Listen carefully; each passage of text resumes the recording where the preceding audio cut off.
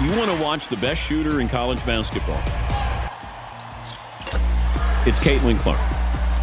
Her basketball IQ. Christmas morning was supposed to be quiet. No alerts, no headlines, no damage control.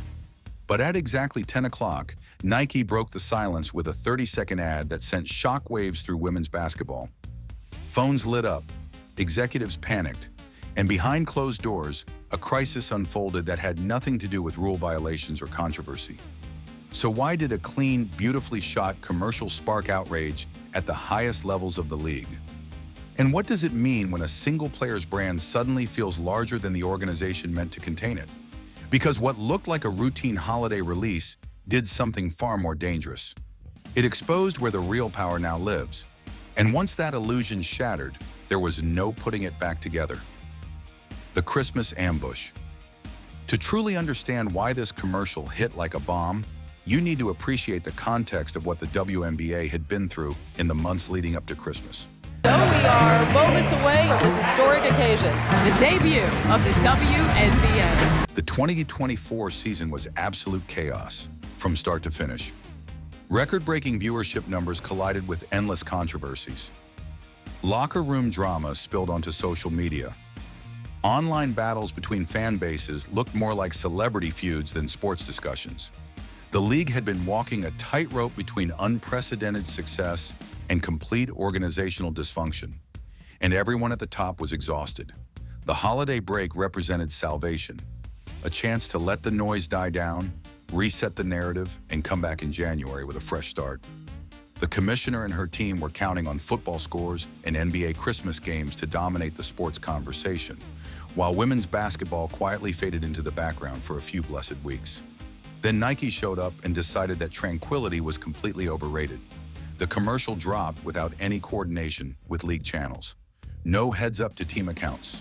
No careful messaging prepared by WNBA communication staff. And I think it's relying on her passing, getting the ball to her, defense double team. Nike went direct to the public with their own polished, bold, completely unapologetic statement featuring Caitlin Clark front and center. The production quality was stunning. Winter landscapes painted the background. Snowfall created atmosphere. Cultural significance oozed from every single frame. Guest appearances from celebrities whose personal wealth could purchase multiple WNBA franchises without thinking twice. This was not your typical athlete endorsement spot. This was Nike announcing to the world that they were playing by their own rules, and the league's approval was neither requested nor required. The commercial traced Caitlin Clark's journey through locations that mattered. Her childhood neighborhood in West Des Moines, where she first learned to shoot. The University of Iowa campus, where she became a legend. The Indiana Fever Arena, where she was transforming professional basketball. Every frame was intentional. Beyond the logo! And a little point afterwards! Every shot was meaningful, and every second delivered a message that the WNBA establishment found absolutely terrifying. The tagline from anywhere was not just clever marketing copy, it was a declaration of independence.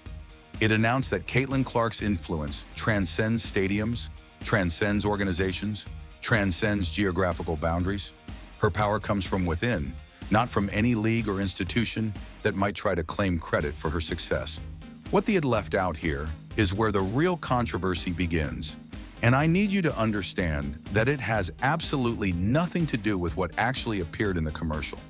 The content itself was beautiful, inspiring, and completely appropriate for a major athlete endorsement. The fury that reportedly erupted at league headquarters ignited because of what Nike deliberately, strategically, and almost certainly intentionally chose to exclude from those 30 seconds. Pay very close attention to this because it explains everything about why the commissioner allegedly lost her composure on what should have been a peaceful Christmas morning. When you watch that advertisement, when you took in those stunning winter visuals and that powerful From Anywhere tagline, did you notice what was missing? There were 0 prominent WNBA logos anywhere in the entire spot. Not a single frame contained league branding. The moments that you never take for granted and you kind of just want to stay in for forever. There was no acknowledgement whatsoever that this superstar operates within any larger organizational framework. No visual cues connecting Caitlin Clark to the collective enterprise of women's professional basketball that supposedly employs her. The commercial existed purely and entirely in Caitlin Clark's personal realm, constructed as if the league itself was completely irrelevant to her story, her success, and her future. To grasp why this omission hit like a punch to the gut for league leadership, you need to understand how the WNBA has operated philosophically for its entire existence. For decades, this organization has embraced and enforced a culture of collective promotion above all else. The organization comes before any individual player, no matter how talented. Indiana Fever basketball is oh so close. Training camp began this afternoon at Gainbridge Fieldhouse. The league brand takes absolute priority over personal stardom, no matter how marketable. Equal visibility across the entire roster, at least theoretically and publicly, because the founding principle holds that no single athlete should ever be allowed to overshadow the entire operation. It is an approach that feels principled on the surface. It sounds collaborative and fair and safe for everyone involved. It creates the impression that women's basketball is about sisterhood and shared sacrifice rather than individual glory. And it is also an approach that crumbles into dust the moment a genuine, once-in-a-generation superstar enters the picture and refuses to play by those carefully constructed rules. Some shots. 45 blocks last year. Clark for three. Nike's Christmas commercial was not subtle about rejecting this collective philosophy. They did not whisper their message or leave it open to interpretation. They shouted it from the rooftops in high-definition cinematic quality. They did not just feature Caitlin Clark as one talented player among many deserving athletes. They elevated her completely beyond the league itself, positioning her in a category that exists independent of any organization's permission or approval. They placed her alongside international male superstars whose names transcend their sports entirely and dared anyone watching to question whether she belonged in that conversation. They broadcast to millions of viewers around the world that Nike's allegiance, Nike's investment, and Nike's vision for the future of women's basketball belongs entirely to the athlete herself, not to WNBA institutional branding, not to league leadership, and certainly not to any commissioner who might believe she controls the narrative. Now put yourself in the commissioner's position for just a moment and imagine how this must have felt. Mother hen, as they've called her. Caitlin Clark! Your entire role revolves around maintaining equilibrium in a league that has been anything but stable. Your job requires protecting the collective brand that you have spent years carefully cultivating. Your authority depends on the assumption that major decisions about how the league and its players are presented to the public flow through your office for approval and coordination. Now imagine watching the biggest sports brand on the planet publicly announce to the entire world that your approval is completely irrelevant to their plans, that they do not need your permission, that they do not want your input, that they will market their athlete however they see fit, regardless of what you think is best for the organization you lead. That does not feel like advertising. That feels like open rebellion against everything you represent. Nike did not ask for permission before releasing this commercial. They did not send advance copies to league offices for review. They did not coordinate messaging with WNBA communication staff who might have suggested adding a logo here or a tagline there about supporting women's basketball broadly. They did not pretend even for a moment that this advertisement was about elevating the sport as a whole. And people thought I ran into her on purpose, which, why would I ever do that? I don't know. But yeah, it definitely gets annoying. Or celebrating the collective achievements of all the talented women who play professionally. They hit publish on Christmas morning when they knew league executives would be away from their offices and unable to respond quickly. They let social media handle the distribution and the conversation, while the people who thought they controlled the narrative scrambled desperately to figure out what had just happened to their carefully constructed world.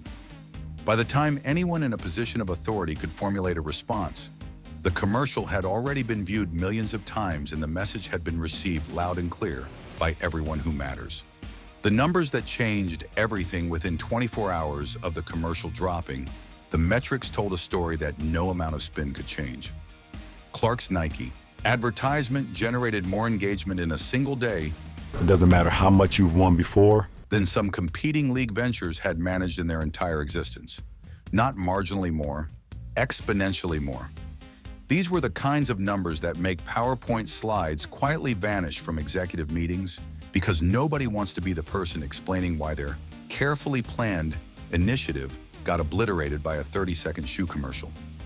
The engagement rates were staggering. Access to use that technology wherever they go.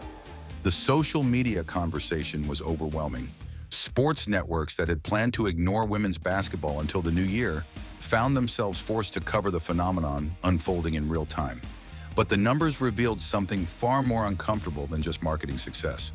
They exposed an inconvenient truth that the league had been trying to avoid confronting. The WNBA did not manufacture Caitlin Clark's stardom. They did not create her audience. They did not build her brand. The reality was exactly the opposite. The single player was pulling the entire league forward. And without her, the record viewership numbers and the mainstream attention and the cultural relevance that executives had been celebrating would likely disappear overnight.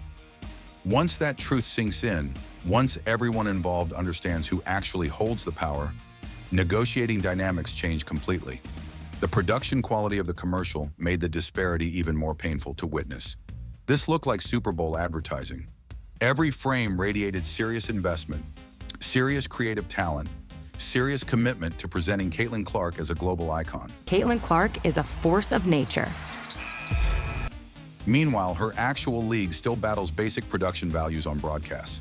Limited distribution deals restrict who can even watch games. Player salaries pale in comparison to what athletes can earn through external partnerships like the one Nike was showcasing. The advertisement did not just move merchandise.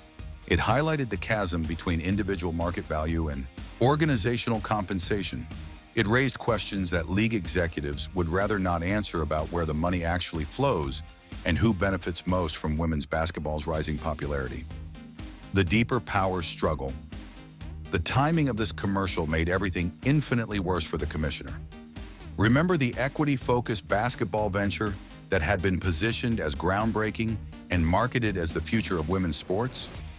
The one that league leadership had publicly endorsed as the answer to off-season exposure and athlete compensation issues? Man, frustrated that a foul wasn't called. Behind closed doors, that venture had reportedly offered Caitlin Clark unprecedented money and minimal time commitment to become their headline attraction. They wanted her star power to legitimize their entire operation. She turned them down flat. At the time, the narrative suggested she was making a mistake, walking away from an opportunity to elevate the sport, choosing relaxation over obligation. Then Christmas morning arrived and Nike's commercial erased that entire storyline in 30 seconds. Clark did not need that alternative league. She did not need the commissioner's blessing. She did not need anyone's permission to become the most marketable athlete in women's basketball history. I mean, to have that highlight of that day. Yes. Nike was proving in real time that her value exists independently of any organization's approval, and that independence is exactly what makes the people running those organizations deeply uncomfortable. When you are a commissioner navigating contract negotiations and strategic growth initiatives, watching your most valuable player demonstrate that she does not need you represents an absolute worst-case scenario. Because now every athlete, every agent, and every labor negotiator has concrete evidence that serious money exists in women's basketball. It is simply not flowing through official league channels. Team ownership was not celebrating either. When your most valuable asset creates a marketing phenomenon and $0 from that success land in your accounts, difficult conversations start happening immediately. Where are our returns from her popularity? She's the dominating force, reshaping the landscape of college basketball. Why was this not coordinated with franchise stakeholders? Why does it feel like we are spectators watching Nike profit from a player we technically employ? These questions do not have comfortable answers, and the commercial forced everyone to confront them during what was supposed to be a relaxing holiday break. The unwritten agreement between sponsors and leagues has always been cooperative. You boost our profile and we boost yours. You move products and we fill seats. Nike's advertisement obliterated that gentleman's agreement completely. The locker room fallout. Now consider the other players in the league and how this commercial landed with them. Think about the elite veterans, the proven champions, the decorated athletes who have been carrying this league on their backs for years. Many of them are Nike-sponsored as well, equally deserving of recognition in their own minds. Or being sponsored by Nike or something like that, or getting free boots from Nike or whatever. Yet the presentation gap between what Clark received and what they have been given could not have been more obvious. Her commercial felt like a blockbuster movie premiere. Their endorsement content, when it exists at all, feels like standard contractual obligation. Fair or unfair does not matter in this context. In sports marketing, perception drives everything. And the perception that Nike was giving one athlete premium treatment while veterans received basic packages poured gasoline on resentment that was already smoldering. Seasoned competitors who had been shouldering league responsibilities for years watched a player who just finished her rookie season receive marketing treatment typically reserved for all-time legends at the peak of their careers. Bitterness does not require logic to flourish. It just needs visible inequality, and Nike provided that inequality in high-definition cinematic quality for the entire world to witness. The commissioner had already invested 2 seasons trying to maintain locker room stability through questionable contact controversies, targeting accusations, and social media warfare between player camps. The league was already balancing on a razor's edge between healthy competition and complete interpersonal dysfunction. This commercial did not just disturb that precarious balance. The way the shoe looks is like nothing else on the shelf. It threatened to destroy it entirely. Moving forward, every hard foul on Caitlin Clark gets reanalyzed through the lens of jealousy. Every competitive confrontation becomes about envy rather than basketball. Every aggressive play feeds into broader narratives about disrespect and favoritism. When the sport transforms into social commentary about fairness and recognition, the actual product on the court deteriorates. The commissioner now faces the impossible task of holding together a locker room where some players feel valued by the biggest sports brand on earth while others feel invisible. Deal with the feisty Maryland squad at first. You get a trap here. Nike's marketing department did not create that tension intentionally, but they certainly did not care about preventing it either. The legacy question, Nike pushed the boundaries even further than simple favoritism. The commercial contained no nods to WNBA history, no recognition of trailblazers who built the foundation, no ceremonial acknowledgement of the players who fought for decades to make women's professional basketball viable. The advertisement bypassed tradition completely. It made no request for historical permission. It sought no approval from the establishment. It simply positioned Caitlin Clark as the face of women's basketball and challenged anyone to object. For dedicated supporters of the league and retired players who cherish the legacy they built through years of sacrifice, this felt like complete dismissal of everything they accomplished. This created another impossible diplomatic challenge for the commissioner. How do you maintain loyalty from veterans and former players who feel Gets it back from Agumake. their contributions are being erased when the league's future is being marketed as completely separate from its foundation? How do you honor the past while embracing a present that seems to have no interest in acknowledging what came before? There are no good answers to these questions, which is precisely why they reportedly contributed to the fury that erupted on Christmas morning. The commercial was not just about selling shoes. It was about rewriting the entire story of women's basketball with Caitlin Clark as both protagonist and destination. The shift nobody can reverse. The real irony of this entire situation is that Nike's commercial did not create the underlying power imbalance. It simply exposed what already existed in terms that nobody could misinterpret or ignore. The fury was never really about footwear marketing. It was about narrative control slipping away permanently. It was about recognizing that transformation had arrived ahead of schedule. The 16, the game just starts. Without bothering to seek organizational approval. The league can champion collective success indefinitely. They can release statements about team values and shared sacrifice and rising tides lifting all boats. But audiences have already picked their favorite, and once that selection happens at this scale, no amount of institutional messaging can reverse the outcome. The harsh reality beneath all the Christmas morning chaos is that the league now follows momentum instead of creating it. Every decision going forward becomes damage control. Every official statement sounds defensive, whether intended that way or not. What I'm excited about. Every attempt to refocus public attention on group success feels like unwanted correction of a conversation that has moved beyond their control. The system was designed to spread attention equally across a roster of deserving athletes, not handle this kind of magnetic individual force. So the anger reportedly felt by the commissioner made perfect sense. It was acknowledgement. Acknowledgement that influence had shifted. Acknowledgement that traditional strategies no longer applied. Acknowledgement that women's basketball's next chapter might not wait politely for organizational permission before writing itself. When one 30-second advertisement can restructure power dynamics overnight, the quiet that comes after is not calm. It is anxiety. It is the sound of people in positions of authority realizing that their authority has limits they had not previously understood. Nike knows this. Amazon knows this. Media corporations circling women's basketball with checkbooks open know this. The commissioner knows it too, which explains why the reaction was reportedly so intense.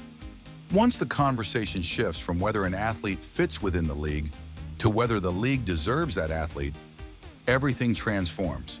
Suddenly, independent ventures stop sounding crazy and start sounding smart. Dedicated tours and international exhibitions and sponsor-backed alternatives become realistic. Possibilities rather than theoretical threats. Power doesn't announce itself with press releases. It reveals itself in moments when control quietly slips away. Christmas morning wasn't about a shoe or a slogan. It was about leverage, about who sets the terms, who commands attention, and who is suddenly forced to react instead of lead. Behind the public calm, lines were drawn, assumptions were broken, and a league that believed it held the center of gravity realized it might no longer be standing there alone. So here's the question that lingers as the next season approaches. If one player can shift the balance without asking permission, what happens when others follow? And who will be ready when the system they built no longer belongs to them? Because this wasn't a conclusion, it was a signal, and the real consequences are still on their way.